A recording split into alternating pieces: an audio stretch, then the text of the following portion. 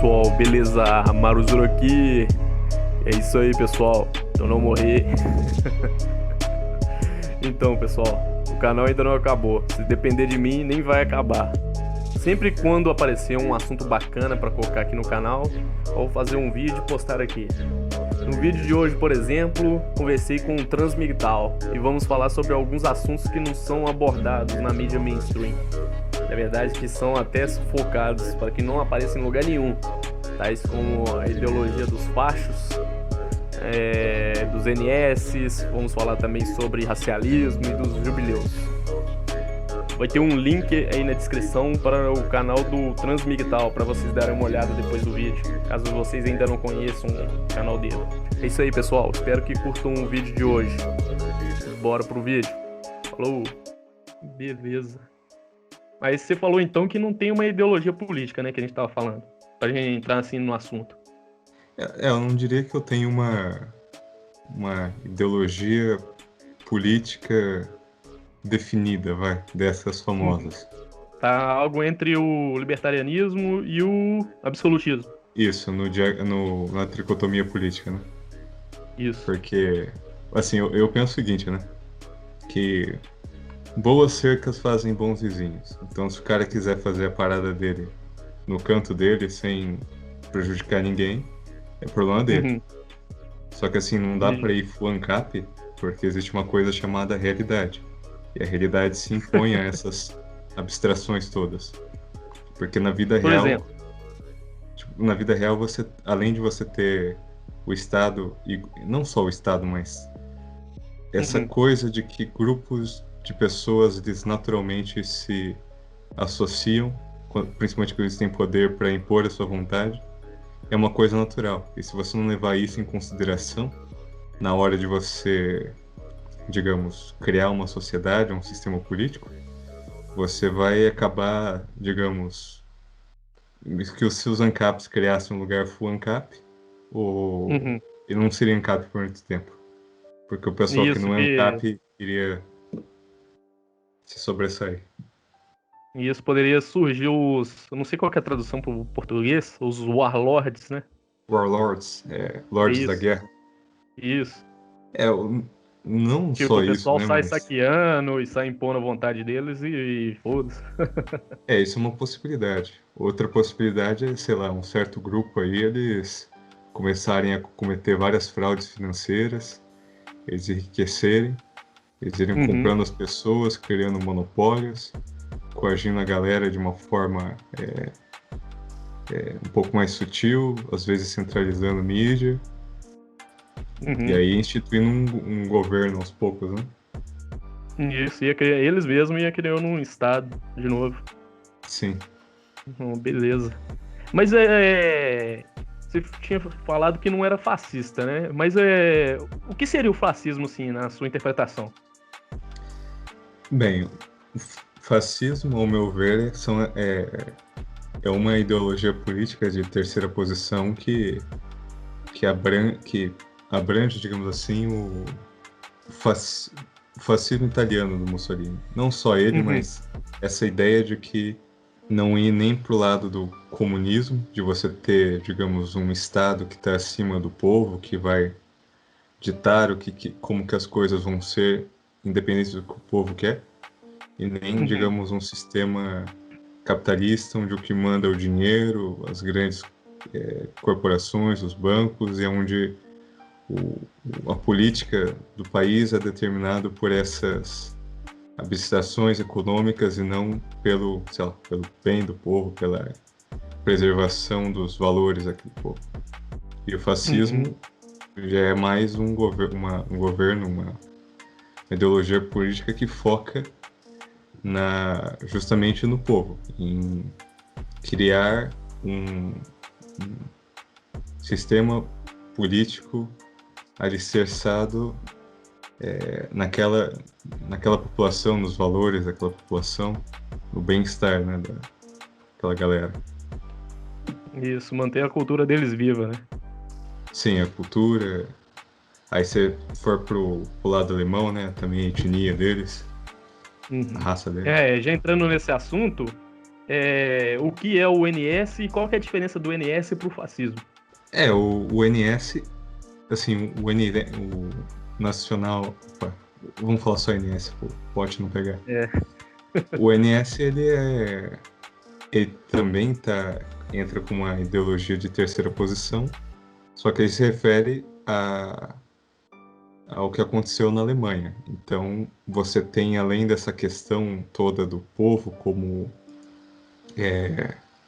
o centro, da política do país, né? Você tem Uhum. também essa questão da raça, da etnia como um fator importante para a preservação daquele povo. Então, por exemplo, na Alemanha, na Alemanha do NSDAP, você tinha que, para você ser alemão, você tinha que ser 3/4 alemão.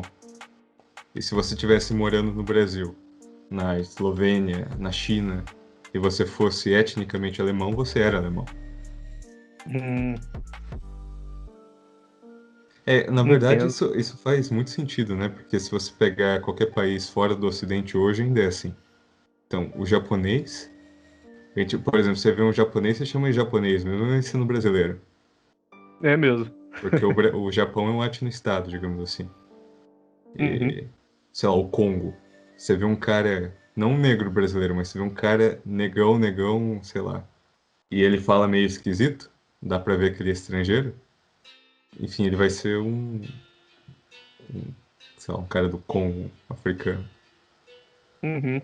O chinês também, né? A Ser gente taxado de angolano, por exemplo. é, assim, angolano. Ou até, você pela, tem bastante, né? Nos centros aí das cidades, chineses, né? Às vezes o cara Uhum. ele é etnicamente chinês, mas ele tá no Brasil há, sei lá, 2 gerações. Só que ainda assim Uhum. ele é chinês. E, Exato, mesmo tendo nascido aqui. exato. E a questão do NS alemão ele tinha essa coisa que era natural dos estados antigamente, de que um estado ele tem um povo característico dele, né? Então a Alemanha é a terra dos alemães, a Itália dos italianos, a Portugal dos portugueses, a Britânia a Inglaterra, né, dos ingleses, por aí vai. Hum. Mas aí me tira uma dúvida. No fascismo italiano não tinha essa mesma questão, não? Essa questão de etnia? Então, Ou se não? você for pegar os escritos do Mussolini, Uhum. ele era bem contrário a isso, né? Ou pelo menos no que ele escrevia, no que ele pregava, ele até criticava, né, o Astolfo, Uhum. chamando digamos, a política racial da Alemanha como, sei lá, o delírio da raça. A ideia, mas é uma questão também de como que era a Itália que o Mussolini pegou.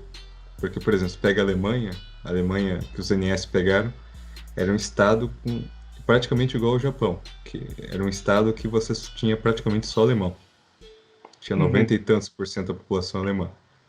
E na Itália, você tinha uma diversidade étnica muito grande, porque você tinha, por exemplo, no sul da Itália, o pessoal tinha, digamos, uma certa cara, eles tinham. Eram os mouros, né?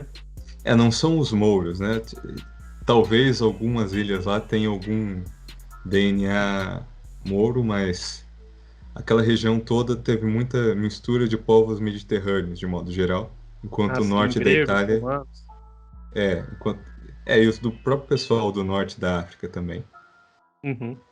Enquanto o norte da Itália você tem muito pessoal mais germânico. Uhum. E no meio termo você tem meio termo disso daí. Então é um É. país, não é diverso igual o Brasil, mas ele não é homogêneo.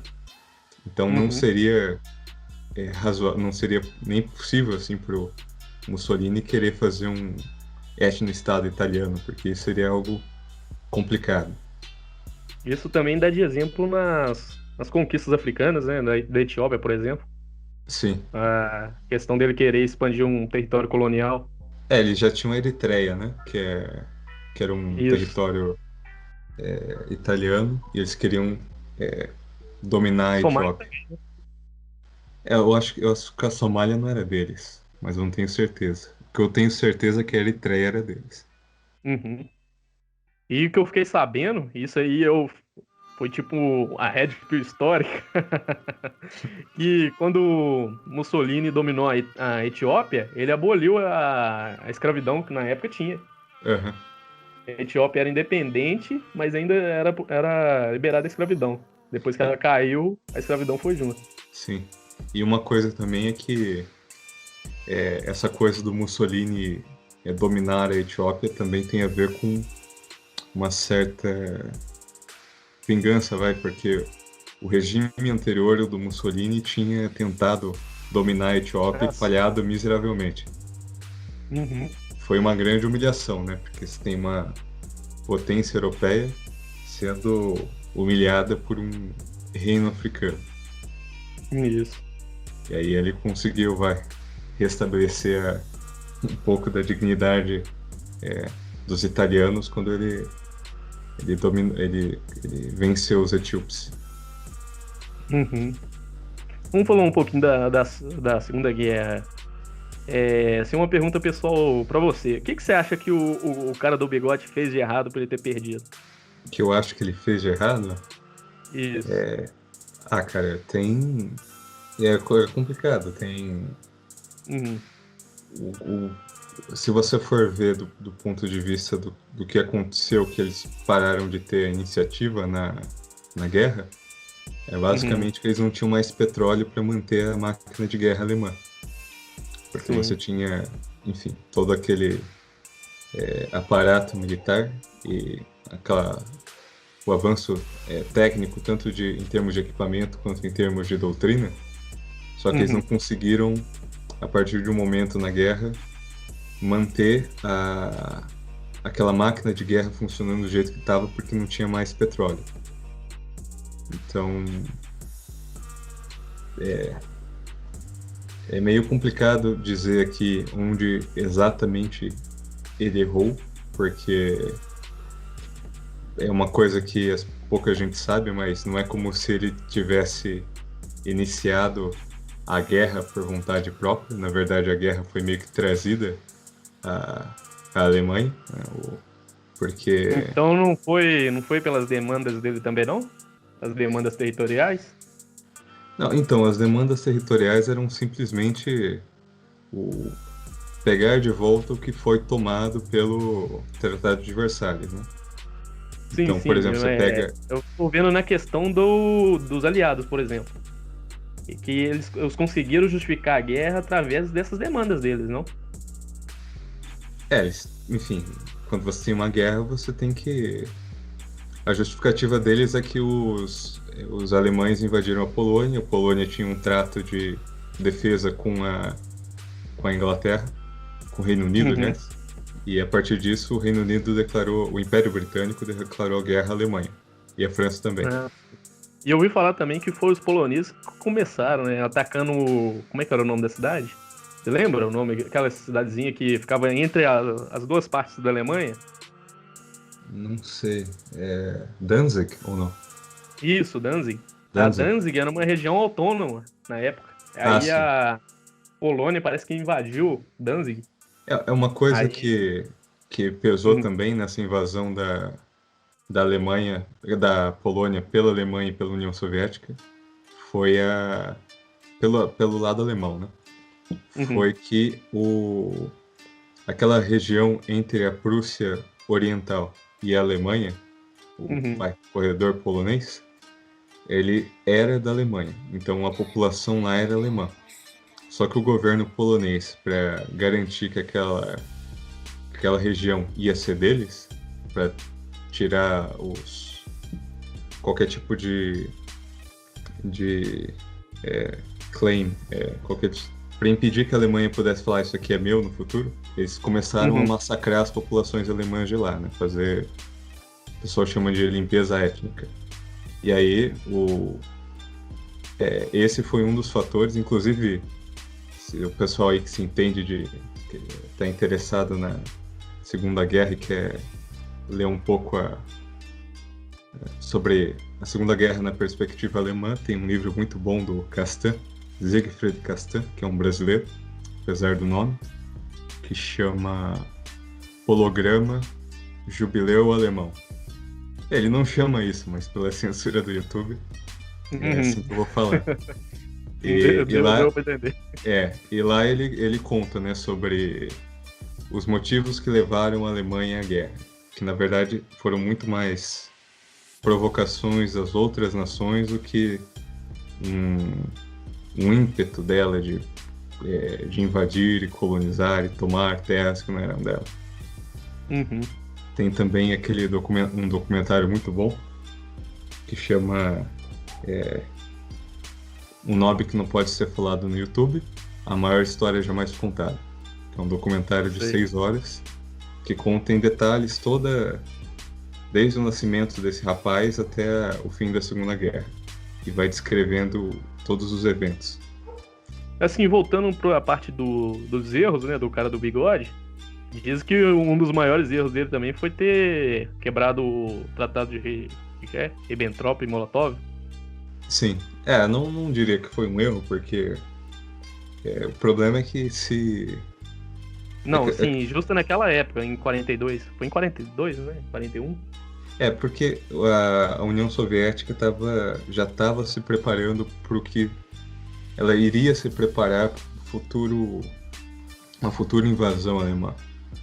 E a ideia do Bigodudo era pegar eles de surpresa, como de fato ele o fez. Só que ele não conseguiu avançar o suficiente no tempo que ele precisaria para quebrar o Estado soviético. Então, e aí como ele não conseguiu colapsar o Estado soviético, os soviéticos mandaram as fábricas todas para os Montes Urais e mantiveram para a Ásia, e mantiveram a disciplina punho de ferro. Os alemães acabaram ficando sem iniciativa por causa da falta de petróleo e outros insumos. E o que as pessoas não entendem também é que, por exemplo, uma narrativa que se fala na escola é que a União Soviética e os aliados ocidentais, eles foram, digamos, um aliado de oportunidade, porque... Isso, já que o pessoal os comunistas do leste nem aliados eles eram, né? Eles eram da Comintern, né? Pois é, não é bem assim, porque aí que entra a parte que as pessoas não sabem. Porque se você for ver a Revolução Comunista que aconteceu lá na Rússia, que derrubou o reino da Rússia, o Império Russo, matou o czar e tal, não foi uma revolução russa, não foi uma revolução feita por russos. Foi uma invasão de uma certa galera, de uma certa etnia alienígena russa, promovida com dinheiro de banqueiros riquíssimos da Europa, em especial os Rothschild, que estão aí até hoje. Então, os Rothschild, junto com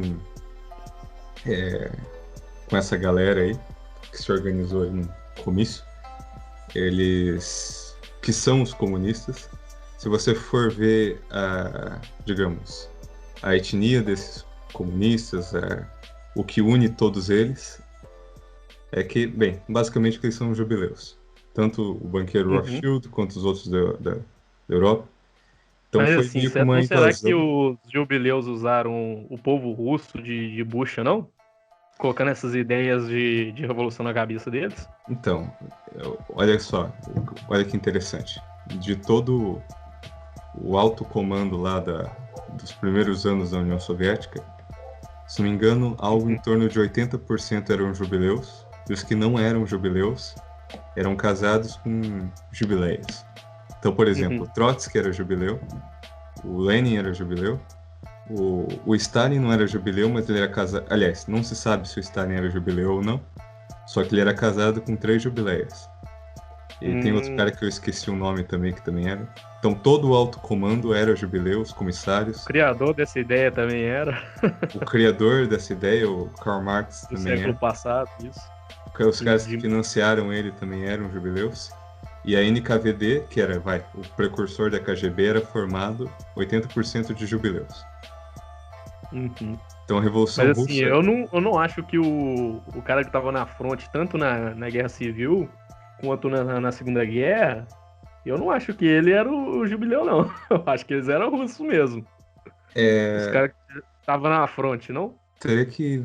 Esse detalhe eu não tenho. Eu sei que os Pode ser oficiais que, eram nos todos, casos, os praticamente. comissários, isso. Eu acho que vai, na fronte o máximo que tinha de pé de Jubileu lá era no máximo comissário. Que já era um padrão acima do soldado raso e do Sim. revolucionário doido lá. Aham.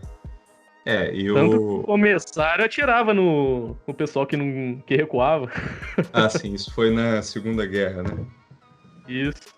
Tem um documentário muito bom para quem tem interesse nessas coisas, chama Europa, a Última Batalha. Acho que é esse o nome. E, e lá conta a história dessa galera toda, e em especial o primeiro e segundo episódio fala sobre a tomada da União Soviética pelos bolcheviques e pela galera que financiava eles em detalhes. O pessoal quer saber aí. Só que assim, por que eu contei essa história? Porque a mesma galera que financiou a tomada da União Soviética, aliás, a derrubada do Império Russo e criação da União Soviética, era a galera que mandava nos estados ocidentais. Então, por exemplo, o Woodrow Wilson, ele assinou um negócio lá para a criação do Banco Central Americano, o Fed. E o Fed é o Banco Central Americano, mas ele não pertence ao Estado dos Estados Unidos. É um banco privado que tem o monopólio da impressão do dinheiro americano. E olha que interessante. Antes desse banco ser criado, teve uma reunião dos maiores banqueiros do mundo. E você tinha o JP Morgan, você tinha o Rothschild, você tinha, acho que um cara chamava Schiff. E tinha um alemão e outro cara lá, que não era Jubileu. E esses dois caras falaram, não, a gente é contra a criação do Banco Central. E justamente esses dois caras que foram os únicos contras morreram no afundamento do Titanic. Que isso. Coincidência, então. Pois é, Baita coincidência. muita coincidência. E depois que eles morreram, os caras foram encher o saco do Wilson para ele criar o Banco Central, ele cedeu. E aí, bem, basicamente, com o Banco Central eles conseguiram dinheiro infinito. Com o dinheiro infinito eles compraram a imprensa, toda a imprensa do Ocidente. Aliás, do Ocidente não, primeiro dos Estados Unidos, depois do Reino Unido. E foram se alastrando a sua influência nos países democráticos. E aí eles mandavam nos países democráticos. Porque quando você domina a imprensa, você domina as massas. E quando você domina as massas, você faz o gado votar em quem você quiser, no seu peão. Então, tanto os estados ocidentais, os Estados Unidos, a Inglaterra, a França, quanto a União Soviética, eles eram dominados pela mesma galera. Esse é o pulo do gato que as pessoas não falam. Entendo. Então, Mas já a Revolução Chinesa não tem nada a ver com isso. Ou tem? Também. pior que tem, porque se você for tanto dinheiro para fazer pro Partido Comunista Chinês, né, do Mao Tse Tung, quanto, eu não lembro se era 80% ou 90% da assessoria militar veio de jubileus. Eu falo isso porque também tinha umas rusgas entre a União Soviética e a China comunista, né? Ah, sim. Já vou falar que tinha umas rusgas entre eles. Aí eu não sei se era tudo da mesma galera. Não, então, quem colocou esses regimes no lugar foram os jubileus. Só que, digamos, as populações nativas desses países acabaram tomando os seus estados de volta. Diferente do que aconteceu no Ocidente. Ah, sim, isso na China, né? Até a própria Rússia, né? Você vê que Ah, sim. o Após Stalin, né? após o Stalin, o Partido Comunista foi se eslavizando, foi ficando mais russo e menos jubileu. Tanto que os jubileus fizeram de tudo para derrubar a União Soviética depois, quando não interessava Sim, mais. tanto que caiu mesmo, né? Tanto que caiu. É, queria fazer outra pergunta também. Qual que é a diferença de racialismo pro próprio racismo? Ah, sim, isso é interessante. Primeiro é importante falar definir bem as palavras. Então, Uhum, por exemplo, quando você fala em racismo, ao meu ver, uma definição boa é o que as pessoas entendem sobre o que é racismo. Se chegar, sei lá, pro seu Joaquim lá do boteco e perguntar pra ele o que é racismo, ele provavelmente vai falar que racismo é você tratar mal, você agir de forma predatória contra uma pessoa por causa da raça dela. E o racialismo, por outro lado, é simplesmente você aceitar que existem raças humanas que evoluíram em biomas, em ambientes diferentes e que, portanto, têm características diferentes e vantagens e desvantagens em certas coisas, e dentro dessas raças, várias etnias. É basicamente essa a diferença. Então, um cara que é racialista, ele pode ou não ser racista, por exemplo. E um cara que é racista pode ou não ser racialista. Aliás, se o cara... perdão.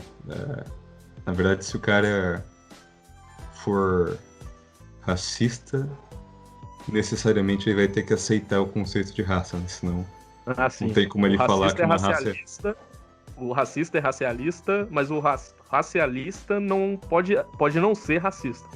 Exato. E não que o cara que é racista necessariamente ele conhece toda a antropologia Sim. que fala quais são as raças humanas, as etnias e blá blá blá. Às vezes é só um instinto dele de preferência grupal. Uhum. Na verdade, na maioria dos casos é isso. Mas um racialista, ele defende na sobrevivência da sua própria raça, assim a gente pode dizer? Ou não? Isso depende. Tem uns que sim, tem uns que não. O termo em si, a definição que eu entendo dele é você aceitar que existem raças humanas. E não, assim, não necessariamente querer defendê-la, a própria raça dele. Não necessariamente, mas é de certa forma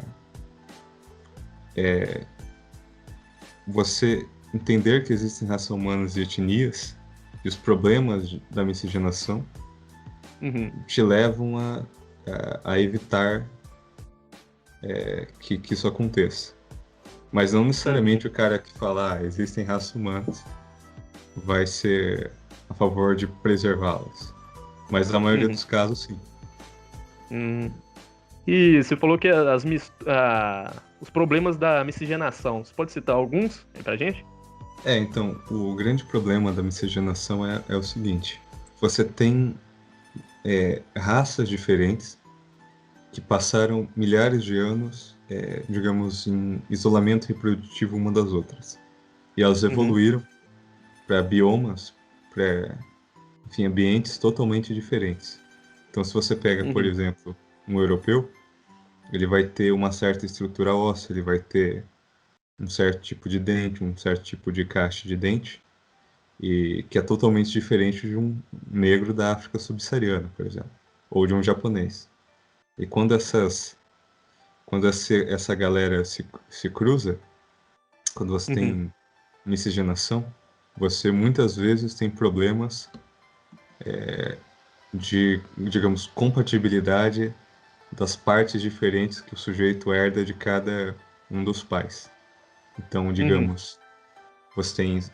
Se o ouvinte aí pesquisar no Google dentista miscigenação, vai aparecer uma dentista falando que o brasileiro tem muito problema do dente por causa da miscigenação, porque o dente, digamos, é de uma raça ou de uma etnia e o encaixe do dente é de outra.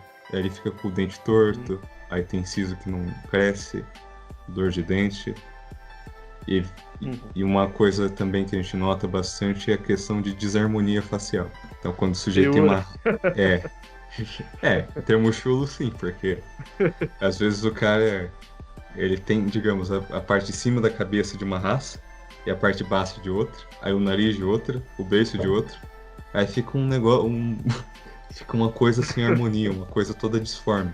E isso é o que eu vou falar um pouco mais sério, mas acontece também, de problemas de mobilidade. Então, às vezes o sujeito tem o fêmur de uma raça e a pelvis de outra. Não, assim, não que é o fêmur de uma raça e o pelvis de outra, mas o fêmur mais para uma raça e o pelvis mais para outra. Aí encaixa de uma forma meio torta, o sujeito fica torto. Hum, Enfim, tem vários problemas associados à miscigenação que, na maioria das vezes, estão associados à incompatibilidade das características herdadas dos pais. Não que isso necessariamente vai acontecer, mas Entendo. tem o risco e acontece bastante. É só Tem olhar a para o povo probabilidade. brasileiro. Isso, tem uma certa probabilidade disso acontecer, tem que estar ciente disso. Sim. Talvez, se fosse fazer em laboratório, filho, daria para fazer de um jeito que não fosse dar problema. Só Uhum. que praticamente ninguém vai fazer isso. Exato.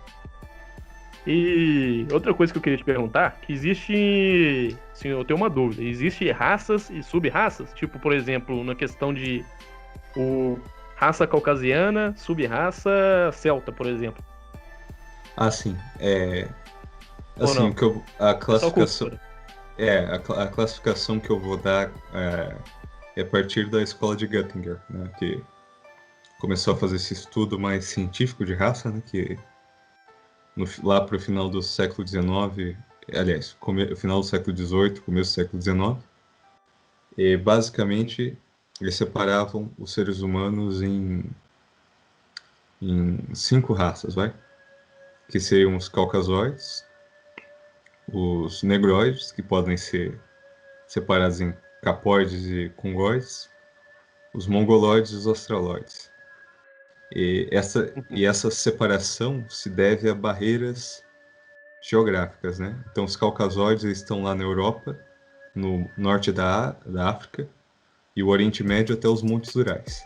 Aquela região separada por essas barreiras geográficas.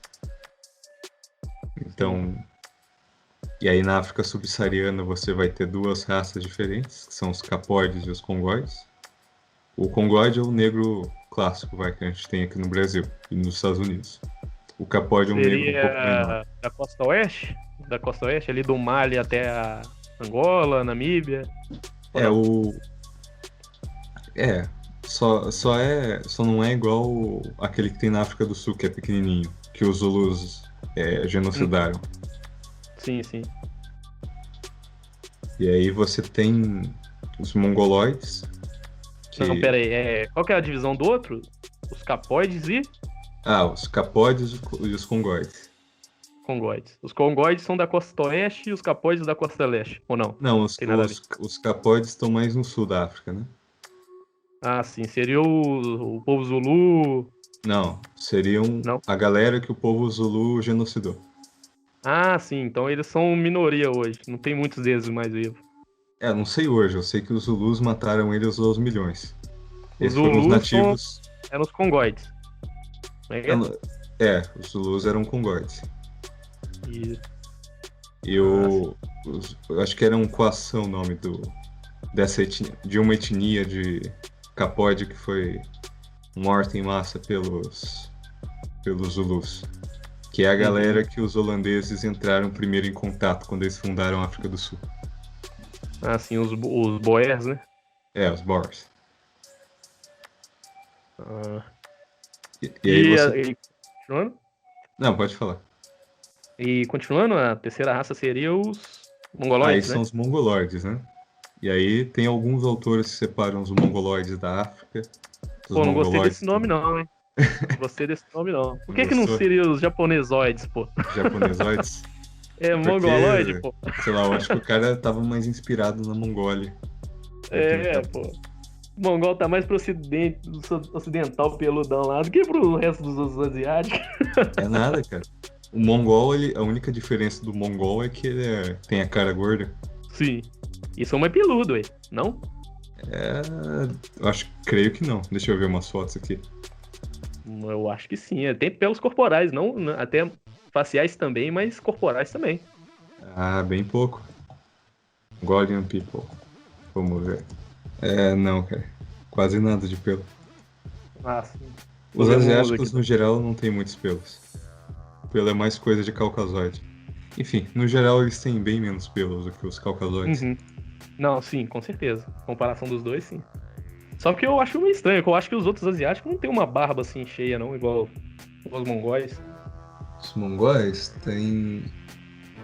Não são. A minoria dos mongóis é barbudo, né? Uhum. Até porque É, eles. dá pra Eles. reparar isso mesmo.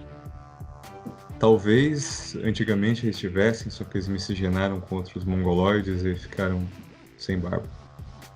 Pode ter rolado também uma mistura entre os mongóis e os caucasoides, né? Alguns caucasoides vindo do oeste. Pode ser. De qualquer forma, o. Uhum.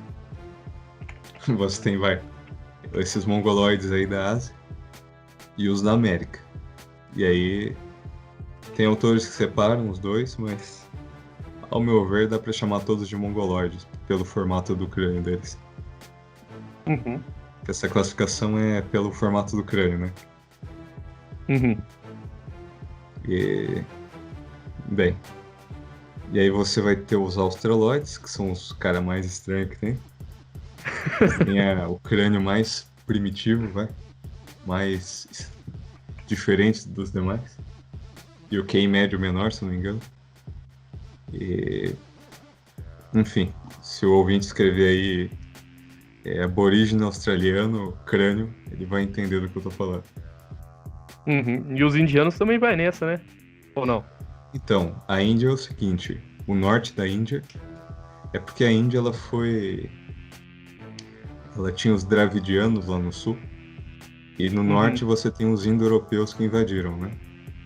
Sim. E aí houve... Os arianos, né? Ou não? Sim, sim. É que inventaram um termo politicamente correto depois da Segunda Guerra. Mas os indo-europeus são os arianos, sim. E eles invadiram o norte da Índia e miscigenaram um pouco com os dravidianos ao longo de milhares de anos. Daí você tem meio que essas duas raças, vai, os caucasoide, uma mistura de caucasoide com... se não me engano, os dravidianos eram australoides. Ou uma Vou mistura pegar de uma imagem aqui australoide. interessante. Oi? Tô vendo aqui uma imagem aqui interessante. Pegando um europeu e um australoide e tipo fazendo as imagens assim, um de outro aproximando um do outro, sabe? Uma Como comparação. isso, como se fosse aproximar, tipo, o indiano que tem mais sangue caucasoide e o indiano que tem mais sangue australoide. E Sim. assim, um meio assim perfeito assim dos dois, assim. Tem nada a ver com nenhum dos dois mesmo.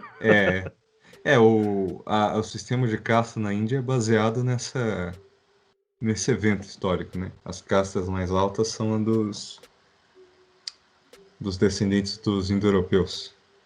E Uhum. as mais baixas, os dravidianos. Ah, sim. Ah, a questão de caças é dividida É, assim? é. Hum. Então, quanto mais parte australoide, menor a classe dele. Dentro da Regra sociedade geral, indiana. sim. Regra geral, sim. Tanto que você vê em Bollywood, é o Uhum. pessoal mais... que tem uma feição mais normal pra gente, velho. Que não é aquele Acho que é o indiano caucasoide. dravidiano. Uhum. Beleza. E aí são essas quatro, né? As raças são essas 5, né? As cinco são Caucasoide, mongoloide, a linguagem australoide distinta. e Fala as duas distinta. da África. Ah, sim.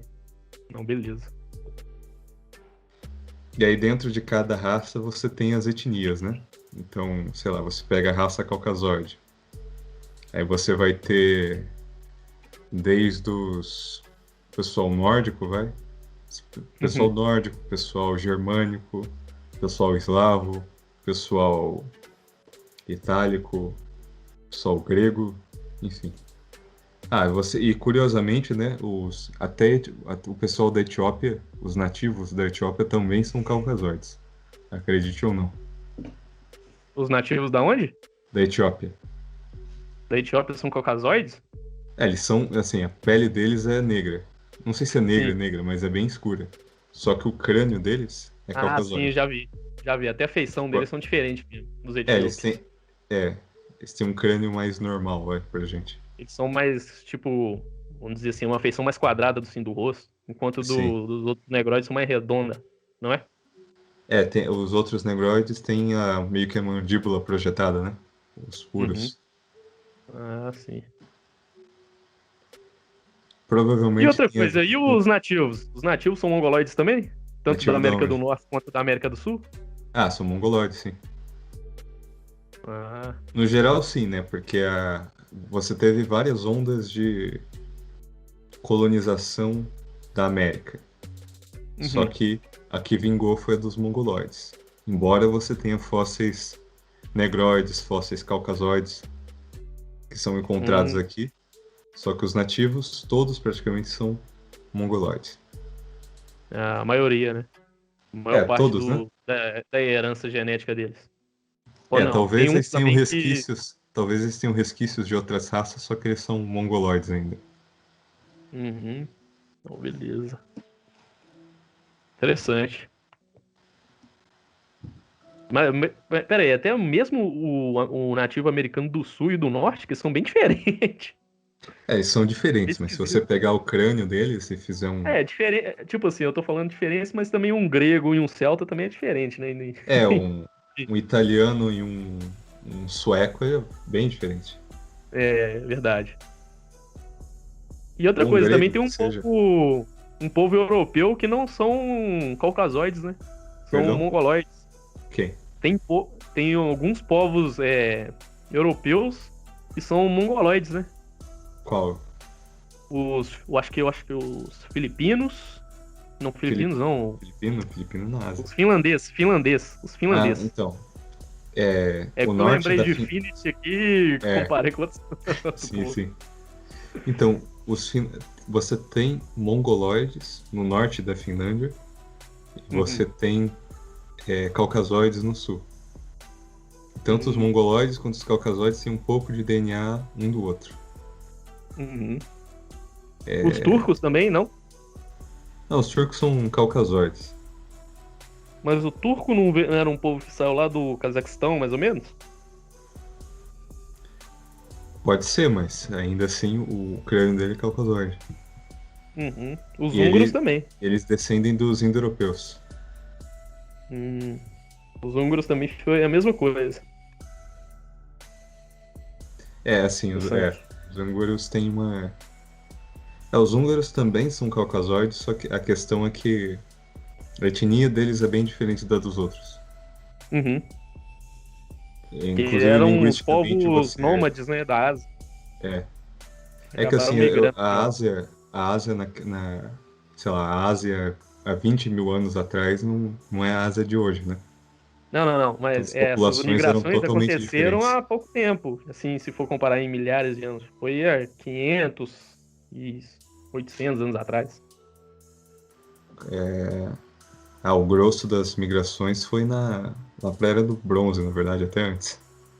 Não, mas essas migrações específicas que eu tô falando. É dos húngaros e dos turcos. Ah, tá. Turcos foi em 1300 e alguma coisa. Uhum. E outra pergunta. Então você é a favor também do revisionismo histórico, certo? Eu sou a favor da verdade, né, cara? Isso, E se a história não tá de acordo com a verdade, se você tem que criar leis para exatamente. que as pessoas não contestem certas coisas que são verdades, então tem algo errado aí, né? Exatamente. Também eu não vejo problema em o pessoal ficar fuçando história, não. Tá certo, tem que saber qual que é a verdade mesmo. E Não tem outra, que ter a história bonitinha, onde que o bem ganha. Tem que sim, contar a verdade. eu acho engraçado, né, que por exemplo, você pega o pessoal da direita brasileira, Uhum, quando o PT começou a fazer muita cagada, eles acordaram e começaram a fazer uma revisão do que foi o regime militar brasileiro e viram que não tinha nada a ver com o que os comunistas brasileiros pregavam, né? uhum. Que na verdade eles eram os terroristas. Na verdade, eles foram um pouco perseguidos. Se tivesse sido perseguido de verdade, a gente não tinha sofrido o que a gente sofreu na mão deles. E, Exato. e o cara que é de direita, às vezes, ele não para pra pensar que do mesmo jeito que no Brasil você teve a esquerda reescrevendo a história para fins políticos deles, que os vencedores da Segunda Guerra Mundial também não iriam reescrever a história para saírem como heróis. Uhum. Isso é um negócio que aconteceu há mais de 70 anos atrás. Um É. negócio que aconteceu há o quê? Há poucas décadas atrás, que foi o regime militar. Já teve toda essa construção dessa mentira em cima. Imagina um negócio que aconteceu há mais de 70. Exatamente.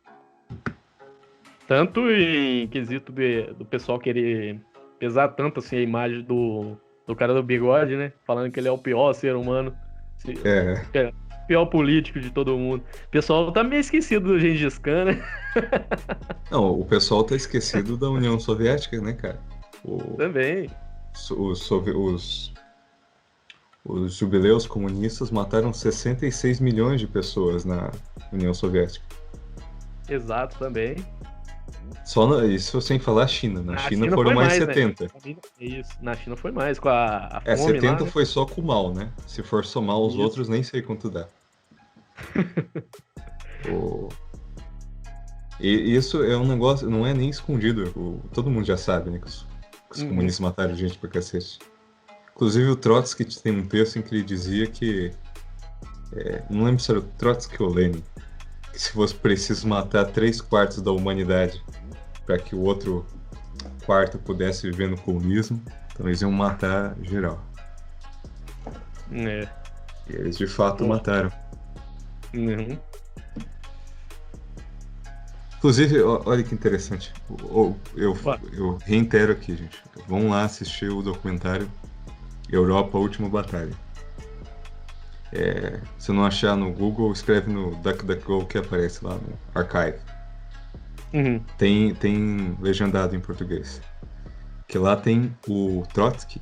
Ele falava que ele ia matar toda a inteligência russa. E ele ia criar um estado onde você ia ter uma aristocracia jubilaica que ia governar sobre uma grande massa de brancos, vamos colocar assim. Que isso? Eles Essa palavra aí eu acho que não é muito boa, não. É melhor usar mamaco. mamaco branco. Isso. Censura e coloca mamaco branco. Exato. Se bem que eu acho que o bot não tá treinado pra isso, porque ia dar não muito sei. falso positivo. Do jeito que o YouTube tá, eu acho que é mais fácil eles derrubar falso positivo do que, Verdade. sei lá, um filme infantil sei lá, um desenzinho do mamaco lá infantil. É perigoso derrubar o bicho que usou Sim. essa palavra.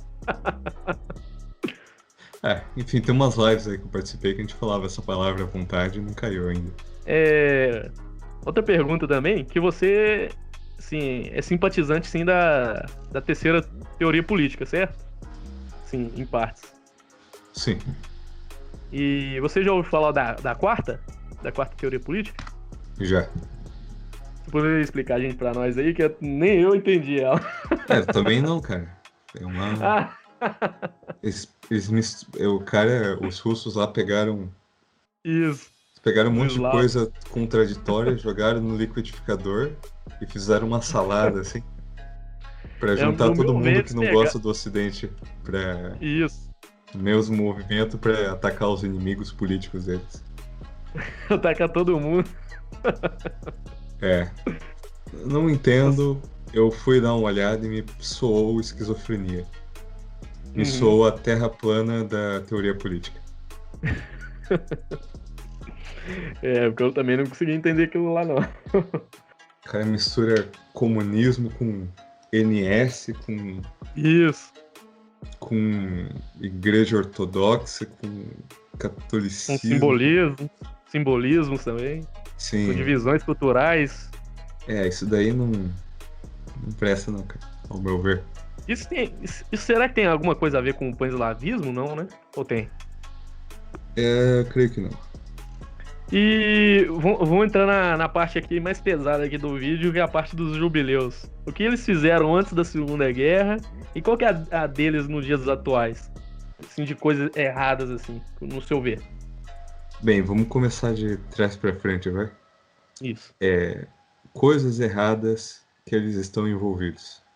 Uhum. Bem, eu não preciso falar para ninguém, eu acho que todo mundo sabe isso de trás para frente, que as Big Techs, né, os grandes conglomerados, essas empresas de tecnologia, eles Uhum. censuram as pessoas a Deus dará sem nenhum motivo razoável.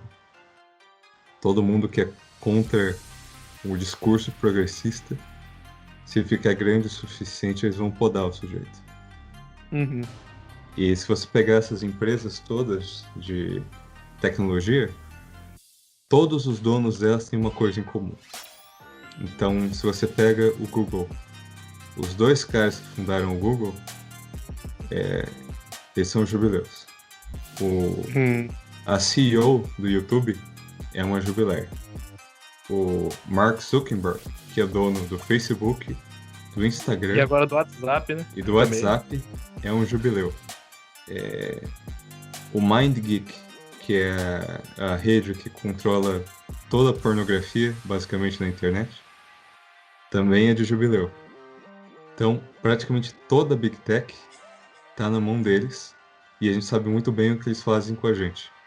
É censura, é promoção de coisa errada, é discurso de ódio contra qualquer coisa que não seja a criança trans de 500 gêneros, multirracial e aleijada, e Nossa. comunista.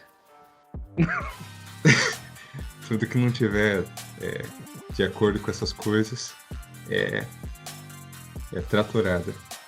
Uhum.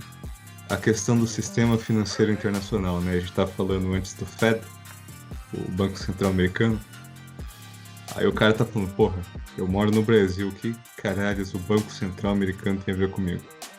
Tem tudo a ver, porque depois do Tratado de Bretton Woods, você tem que as moedas do mundo, elas não são mais lastreadas no ouro, não são mais lastreadas em coisas materiais, são basicamente lastreadas no dólar. Uhum. Ou seja, todo o dinheiro do mundo é baseado num papel que pode ser imprimido aos trilhões, tirado do nada e dado para quem eles bem entenderem. E quem tem a Uhum. chave, quem tem a capacidade, a quem é delegado a responsabilidade de imprimir ou não esses dólares e dar para quem eles quiserem, são jubileus. O Fed foi criado por jubileus e praticamente quase todos os presidentes do Fed foram jubileus. Inclusive, você pega o primeiro escalão do Biden, diretor da CIA, secretário do Tesouro, secretário do Homeland Security, todos os 10, todos são jubileus. Inclusive a secretária do Tesouro do Biden, que é a jubileia, ela foi presidente do Banco Central Americano. Então, fora que eles criaram o comunismo, eles financiaram o comunismo, eles são donos de 96% da mídia ocidental, praticamente toda a grande mídia, toda ela, por isso que Então os caras têm o poder de sabotar qualquer país que eles quiserem do mundo, então... Exato. Os únicos países que têm alguma soberania são aqueles da Ásia. Uhum. Que tem imprensa própria, que tem armas nucleares. Só que Nem o a China Ocidente... e a Coreia do Norte não, né? São esses dois e a Rússia, né? Vixe. Não são um país também tão legal de se viver, não. Não, é o que eu tô falando. Esses Tirando impérios a Rússia, todos... né? E a porcentagem de mulher lá é exorbitante, né, em comparação masculina. Todos eles são um problema. Só que o jubileu é o nosso problema. Porque o jubileu é o que nos escraviza. Uhum. Então, resumindo, Big Techs, sistema financeiro internacional,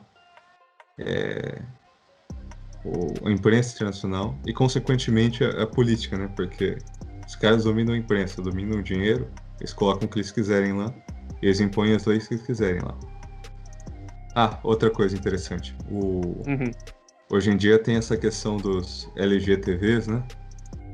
uhum. Movimento trans, criança trans, Do SBT. os SBT, essa coisa toda. O cara que começou com essa coisa de cirurgia de mudança de sexo foi um jubileu Uhum. na Alemanha chamado Magnum Hirschfeld. O feminismo. O feminismo Isso também foi mais ou menos em que década, mais ou menos? foi na República de Weimar que ele fazia essas Ixi. coisas. Na década de 20, 30. Uhum. Inclusive os alemães foram lá no escritório dele e queimaram toda a pesquisa dele. Essas coisas. Olha só que crime contra a humanidade. Queimou arquivos que fariam pessoas serem deformadas no futuro. Exato. E aí, o feminismo também. Você vê grandes nomes do feminismo são jubileias. O dinheiro veio dos banqueiros jubileus. Uhum. A Constituição do Japão, o termo que dá direito ao voto às mulheres e liberdades políticas e de trabalho, enfim, que quebra o dimorfismo sexual que havia no Japão, foi Uhum. imposto na Constituição que os americanos impuseram, e quem escreveu esse termo especificamente foi uma jubileia ucraniana. Pô, ferrando até minha terra natal também. Exato.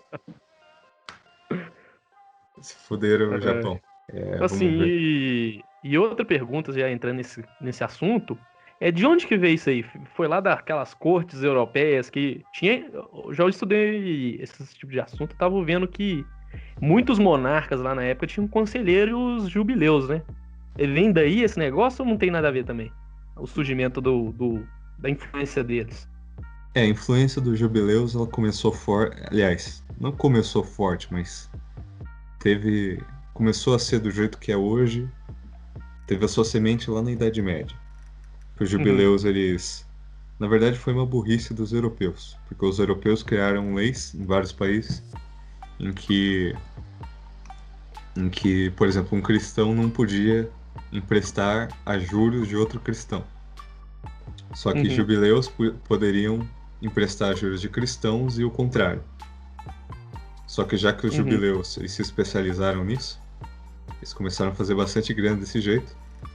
E, e assim, além de Então a maioria eles. dos burgueses dessa época, então, da classe, sim, que surgiu na Idade Média, assim, a classe dos burgueses, né? Então a maioria deles eram jubileus, Não, os os banqueiros, né? burgueses. Os banqueiros Ah, especificamente. uhum, E na verdade a coisa começa a pegar mesmo quando o Rothschild e outros banqueiros eles percebem que. Jubileus, aliás. Eles beleza. perceberam que dava muito mais dinheiro você emprestar dinheiro para governos do que para pessoas.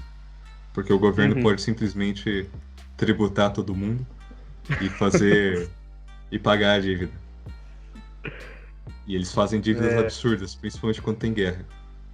E aí foi uhum, o pulo do gato do jubileu, porque o jubileu ele começou a fazer bastante dinheiro com isso, comprou uhum, várias imprensas, várias coisas de notícias, e ao mesmo tempo que ele promovia a guerra, espalhando notícias falsas e disseminando ódio de um povo contra o outro, ele provocava a guerra e ele lucrava impressão de dinheiro para todas as partes envolvidas.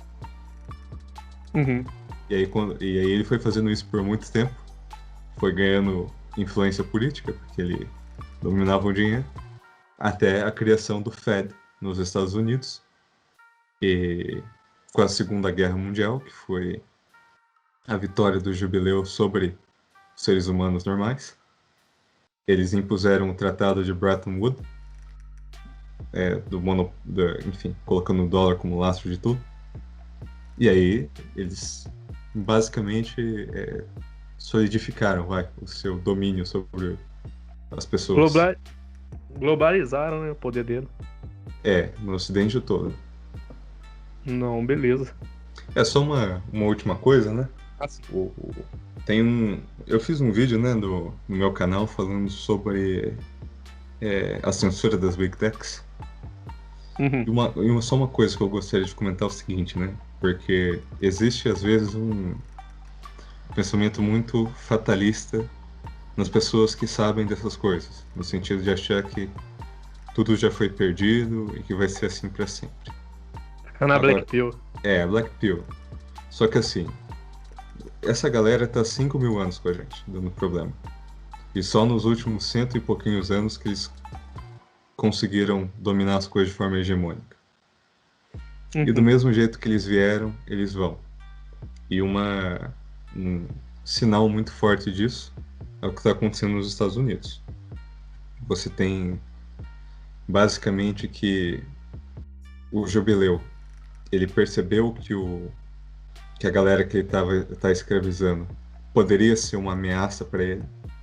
E ele fez várias políticas para enfraquecer essa galera, para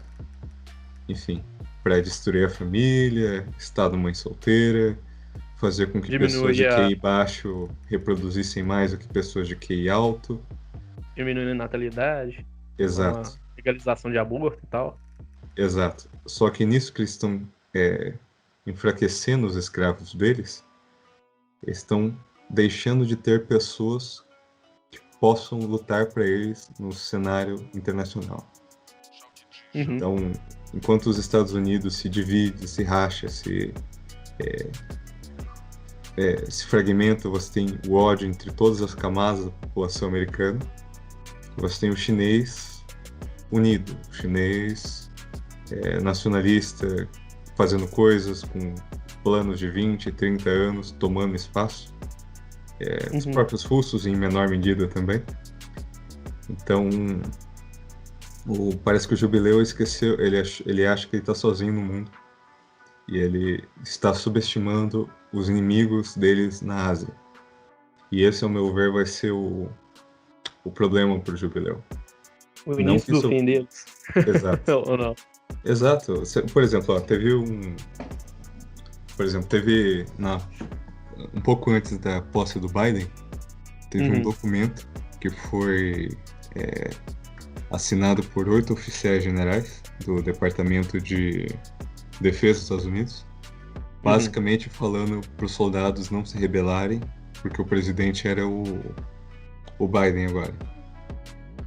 Porque a eleição foi um pouco estranha, né? Vamos colocar assim pro YouTube não derrubar esse vídeo. Um pouco estranha, pouco Lula. E aí eles, enfim. E qual que é a gravidade disso? Primeiro que é uma carta assinada por 8 oficiais generais do Departamento de Defesa dos Estados Unidos. E que é aquela coisa, se o cara tá no comando e aí tem que falar que ele tá no comando, é porque ele não tá comandando mais nada. Então você tem um exército rachado, você tem as tensões entre as parcelas da sociedade aumentando cada dia mais.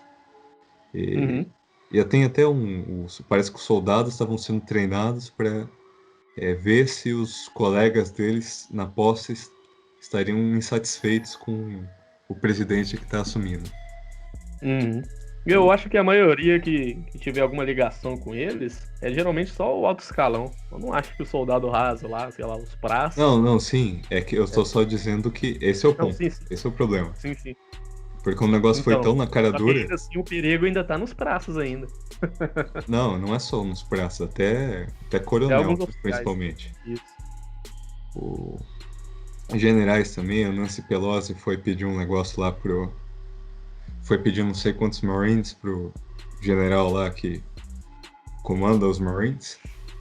Só que não é atribuição dela pedir. Quem manda nisso era o Donald Trump na época, que é o presidente. E aí o sujeito falou, viu, o comandante-chefe é o Donald Trump, não é você. Isso daí não é competência sua. Então a gente nota, e da posse também, você vê que ninguém tava feliz, um sorrisinho, tava todo mundo com cara de cu lá. Então fica bem...